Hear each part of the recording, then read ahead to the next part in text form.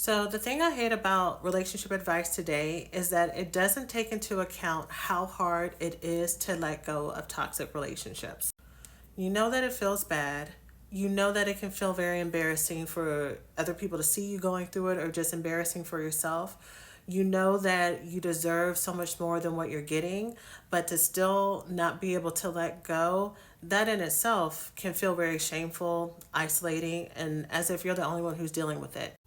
So then when you turn to relationship advice or relationship gurus and other people in the world or the commentary around the latest person who has exposed their intimate relationships and the whole world has seen how they've had a partner that is disrespecting them, not loving them in the way that they deserve to be treated, and they're having a hard time seeing that, you see yourself in that relationship, and even more so it makes you want to dig in, not share what's going on, and try to figure it all out yourself.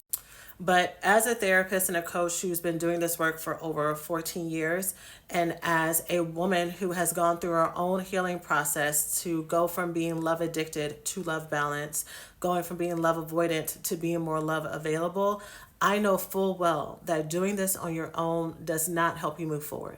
When you deal with these things as intimacy disorders and where it's really hard for you to show up for yourself, to not abandon yourself, to prioritize other people before you, or better yet, when you're avoidant, pushing people away and not allowing other people to get to you, it's all based in fear. Fear of being hurt, fear of not being good enough, fear of being too much. And the more you work through those issues on your own, the more you stay in this echo chamber, the harder it is for you to break free. And the more it feeds this belief that there's something wrong with you because you're doing all the right things that people have told you to do. You're doing all the affirmations. You might even be going to therapy with a therapist that you love, but it's still not working. You're still having a hard time breaking that cycle and breaking free. And because of that, that's why I started my podcast, the Black Girls Heal podcast, because I was a trained therapist who knew better, who had all these things going for her, but still struggled with these unhealthy relationships. And I saw other people do the same. And so once I learned about love addiction and that this wasn't, there was a name for this, then I had to share. So I started the podcast. I started coaching because even though I love practicing therapy, I found when it comes to coaching, what you do is you give women solutions. You talk about what's going on, you talk about what the issue is, you empathize and everything, but then also we talk about, and now what? Right? We're not going to get stuck in where we were before. We're going to talk about moving forward. And what I want everyone to know who struggles with love addiction and love avoidance, who has gone in this back and forth for years, and you feel like it's always going to be this way, that you're always going to be operating in a place that's either less than what you deserve or running away or hiding from love, not believing that it's available for you, I want you to know that that is not always how it's going to be. And it's not how it has to be. You have the power in you to change your life at any time. You have the power to heal from the trauma and the things that people have given to you that never should have been given to you in the first place.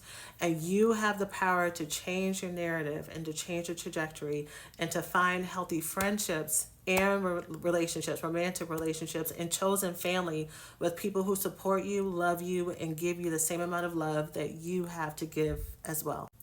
So if these are things that you want to work on, this is the place for you to do so. If you're not already following me, go ahead and follow. Drop a heart and solidarity in the comments. And if you would like to work together, you can also check the caption for information options on how to get started. What I found by helping hundreds of women heal from this disorder is the best time to start is now, because all this advice will convince you that it's so easy and you have time to work it out, but you don't realize that the common denominator is you, and the most loving way is you, but there's also a way out. So I hope that helps.